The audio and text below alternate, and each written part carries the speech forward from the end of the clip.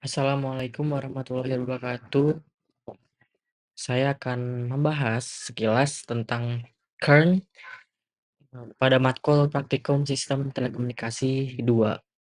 Sebelumnya, saya Muhammad Hakim Abdullah dengan NIM 230631. Selanjutnya kita masuk pada definisi kern itu sendiri. Kern merupakan hilangnya pelanggan yang sebelumnya menggunakan layanan secara aktif, baik karena mereka berhenti berlangganan, berpindah ke kompetitor, atau tidak lagi menggunakan transaksi. Untuk asal mula kern itu yang pertama yaitu perusahaan mengalami kerugian finansial ketika pelanggan memutuskan untuk berhenti menggunakan layanan mereka. Kemudian yang kedua yaitu memperoleh pelanggan baru, yakni membutuhkan biaya yang lebih tinggi dibandingkan dengan mempertahankan pelanggan yang sudah ada. Selanjutnya, mengapa kern bisa terjadi? Itu terdapat banyak alasan. Yang pertama yaitu layanan buruk, yang kedua yaitu biaya langganan yang tinggi, yang ketiga tidak ada loyalty program, kemudian yang keempat kompetitor lebih menarik, yang kelima beralih layanan lain, kemudian yang keenam pengalaman pengguna buruk, kemudian yang terakhir yaitu masalah teknis atau admin. Selanjutnya kita masuk pada analisis karakteristik berisiko kern. Yang pertama yaitu identifikasi fitur penting. Nah, pada fitur ini tuh terdapat beberapa bagian gitu. Yang pertama tuh tenure, kemudian yang kedua tuh monthly charge, kemudian jenis layanan, kemudian dependent, kemudian senior citizen. Kemudian yang kedua temukan pola kern, yaitu pelanggan dengan biaya yang tinggi atau tanpa layanan tambahan cenderung kern. Jadi hilang gitu. Kemudian yang ketiga data pre-processing, yaitu encoding, normalisasi, pembersihan untuk hasil analisis yang lebih akurat. Kemudian yang keempat yaitu tujuan analisis, yaitu prediksi kern, segmentasi pelanggan beresiko, dan strategi pencegahan kern.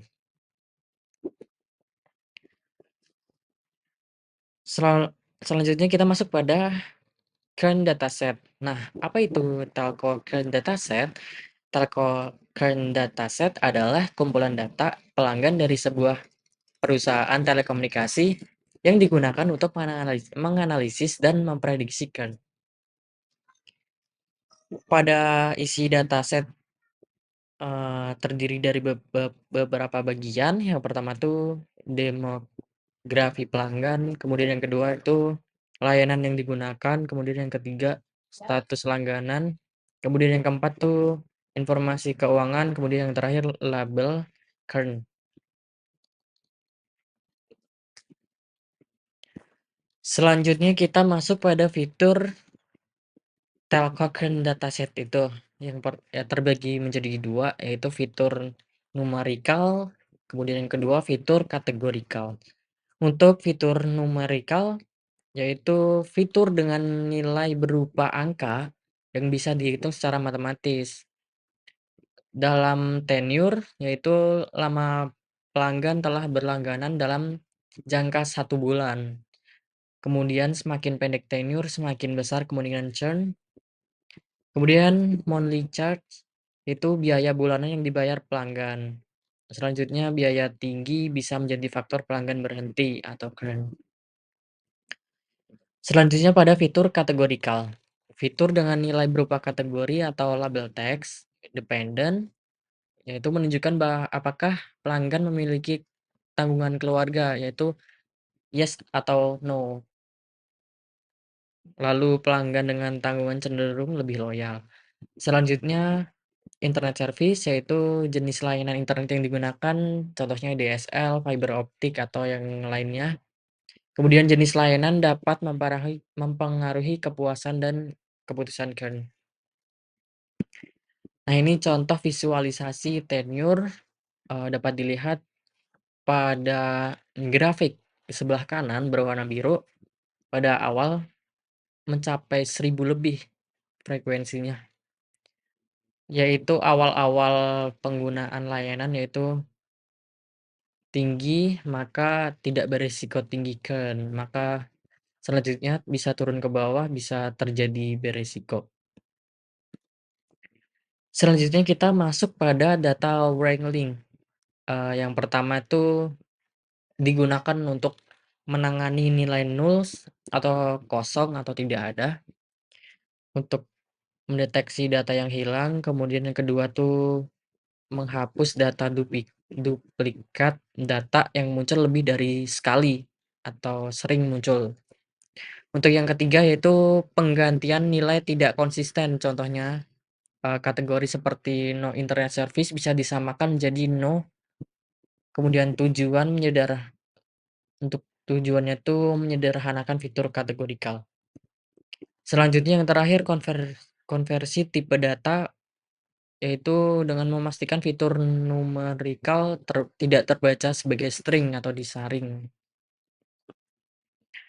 Selanjutnya kita pada bagian data pre-processing atau sebelum data itu diproses, yaitu terdapat menjadi 4. Yang pertama tuh one hot encoding, kemudian min max scaler, kemudian penanganan outlier, kemudian yang terakhir tuh resampling atau handling imbalance data. Yang pertama kita masuk terlebih dahulu pada one hot encoding, yaitu teknik untuk mengubah fitur kategorikal menjadi bentuk numerik. Untuk kegunaan yang pertama, model tidak bisa memahami data dalam bentuk teks, misalnya DSL, Fiber, dan yang lain. Dengan one hot encoding ini, setiap kategori itu diubah menjadi kolom tersendiri berisi nilai 0 atau 1. Nah, contohnya setelah dilakukan one hot encoding, jadi DSL satu baris, 1 atau 00, kemudian fiber optik 010, kemudian yang nomor yaitu 001. Selanjutnya kita masuk pada bagian min max scaler, yakni metode normalisasi fitur numerik ke dalam rentang 0 sampai 1. Untuk kegunaan yaitu menyamakan skala fitur agar tidak berat sebelah saat digunakan oleh model machine learning. Kemudian yang kedua yaitu menghindari dominasi fitur dengan angka yang besar terhadap fitur dengan angka yang kecil, gitu. Terus yang di atas merupakan kode, yaitu df scaled dengan min dibagi dengan df max dikurang dengan df min, kemudian di-print. Maka hasilnya 60, misal 60 dikurang dengan 20, kemudian dibagi dengan hasil 100 dikurang dengan 20, maka hasilnya 0,5. Jadi setiap kolom numerik akan diubah ke skala 0 hingga 1 berdasarkan nilai minimum dan maksimum masing-masing kolom. Selanjutnya kita masuk pada penanganan outlier. Outlier merupakan nilai yang jauh berbeda dari mayoritas data yang lain. Contohnya pendapatan mayoritas orang cenderung pada yang kecil, pada 5 sampai 10 juta. Nah, tiba-tiba tuh ada satu orang nyempil yang berpenghasilan 1 miliar lebih atau di atas gitu. Selanjutnya untuk kegunaan yaitu meningkatkan akurasi model, kemudian memperbaiki visualisasi, kemudian menghindari distorsi statistik, kemudian membantu menemukan kesalahan data atau bahkan fraud. Kemudian bagian dari data preprocessing penting sebelum melakukan modeling. Untuk proses penanganan outlier yang pertama tuh pastikan dideteksi dulu. Yang pertama tuh deteksi outlier dipandas menggunakan EQR atau interquartile range, kemudian menghapus outlier, kemudian membatasi nilai untuk nilai outlier menjadi batas menjadi batas atas atau bawah. Kemudian melakukan transformasi skala untuk mengurangi pengaruh outlier dengan transformasi log. Selanjutnya kita masuk pada resampling atau handling imbalance data, yaitu teknik dalam machine learning untuk mengatasi masalah data yang tidak seimbang, yaitu ketika jumlah data pada satu kelas jauh lebih banyak dibandingkan kelas lain yang lainnya. Untuk teknik resampling itu terdapat dua, yaitu oversampling, di mana menambahkan data pada kelas minoritas, misalnya dengan duplikasi atau menggunakan teknik smooth. Kemudian yang teknik kedua yaitu undersampling, yaitu mengurangi jumlah data dari kelas mayoritas agar seimbang. Untuk kegunaan tidak memahami pada kelas mayoritas saja, kemudian mampu mengenali pola dari kelas minoritas, kemudian meningkatkan akurasi, recall, dan precision pada kelas minoritas.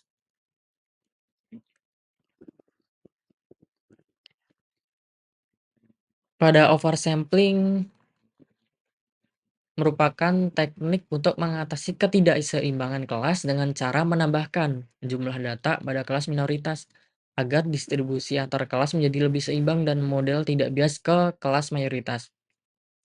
Untuk penggunaan smooth, yaitu digunakan untuk membuat data sintetis baru dari kelas minoritas, bukan sekedar duplikasi saja. Yaitu lalu menggunakan teknik interpolasi, yaitu menambahkan titik baru di antara data minoritas yang ada. Lalu digunakan untuk mengurangi resiko overfitting. Selanjutnya kita masuk pada undersampling. Undersampling merupakan teknik untuk menangani ketidakseimbangan data dengan mengurangi jumlah sampel dari kelas mayoritas sehingga jumlahnya seimbang dengan kelas minoritas. Jadi cara kerja undersampling yaitu mengambil sampel acak dari kelas mayoritas dengan jumlah yang sama atau mendekati jumlah kelas minoritas lalu digabungkan kembali dengan kelas minoritas, maka hasilnya data akan jadi seimbang gitu. Untuk tujuan yaitu menghindari bias model terhadap kelas mayoritas, kemudian meningkatkan kemampuan model untuk mendeteksi pola dari kelas minoritas. Contohnya yaitu pelanggan yang keren atau keluar atau berhenti menggunakan layanan itu sendiri. Selanjutnya kita masuk pada reduksi dimensi atau proses untuk mengurangi jumlah fitur kolom dalam dataset kern tanpa kehilangan informasi penting. Contoh tekniknya itu PCA atau Principal Component Analysis, yaitu menggabungkan fitur-fitur menjadi komponen baru yang mewakili variansi terbesar dalam data. Kegunaan yaitu meningkatkan efisiensi komputasi, training lebih cepat, kemudian mengurangi overfitting model tidak terlalu rumit, kemudian mempermudah visualisasi. Selanjutnya kita masuk pada pembagian data, ada data splitting. Data splitting merupakan proses memisahkan dataset menjadi beberapa bagian yang masing-masing digunakan untuk tujuan berbeda dalam pelatihan dan evaluasi model machine learning. Untuk data dibagi menjadi dua, yaitu training set digunakan untuk melatih model, kemudian testing set untuk mengevaluasi model. Kemudian validation set untuk menyetel parameter model sebelum pengujian akhir. Untuk tujuannya yaitu digunakan untuk belajar dari sebagian data yang diambil dari data latih atau train, kemudian diuji performanya pada data yang belum pernah dilihat sebelumnya. Untuk rasio yaitu dimulai dari 880% train hingga 20% tes atau 70% train, 15% validation, 15% tes. Sekian dari saya, terima kasih. Wassalamualaikum warahmatullahi wabarakatuh.